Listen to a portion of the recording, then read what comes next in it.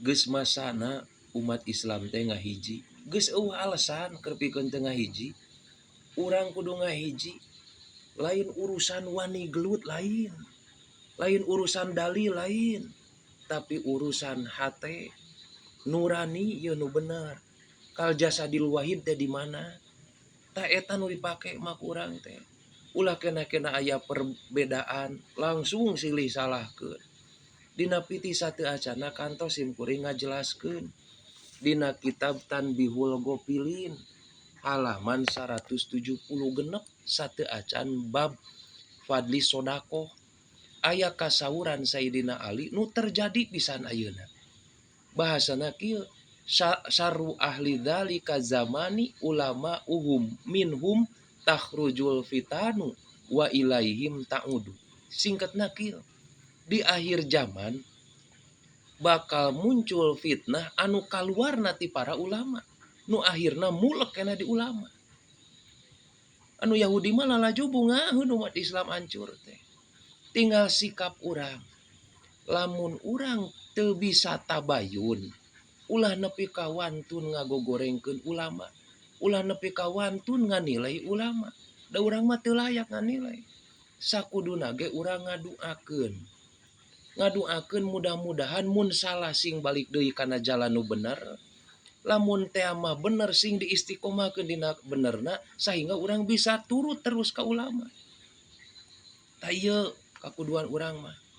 Jadi kumaha sikap urang? Tingali ku urang diaos dina Nasoihul Ibad halaman 3 keneh. Aya doa nu kawarid ti Kanjeng Rasul anu matak ngawaris kana husnul khotimah. Didawuhkeun di dinya wabil khusus diaosna sateu acan subuh. Aya kieu dawuhan Kanjeng Rasul teh. Allahumma gfir li ummati sayyidina Muhammadin. Allahumma arham ummata sayyidina Muhammadin. Allahumma astur ummata sayyidina Muhammadin. Allahumma jbur ummata sayyidina Muhammadin. Allahumma aslih ummata sayyidina Muhammadin. Allahumma afi ummata sayyidina Muhammadin. Allahumma fad ummata sayyidina Muhammadin. Allahumma arham ummata sayyidina Muhammadin. Rahmatan amatan ya rabbal alamin. Allahumma gfir li ummati sayyidina Muhammadin.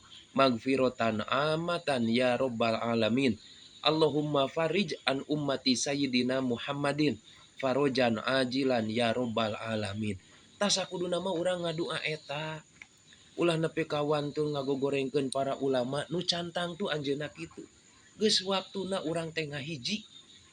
Ulah hayeuh bae urang teh ngagugulung perbedaan. Wajar beda mah wajar. Ngan ulah nyimpulkeun nepi ka salah si eta. Nu bener masih ieu. Keun we keur diri pribadi. Mun teu kaharti ulah diturut.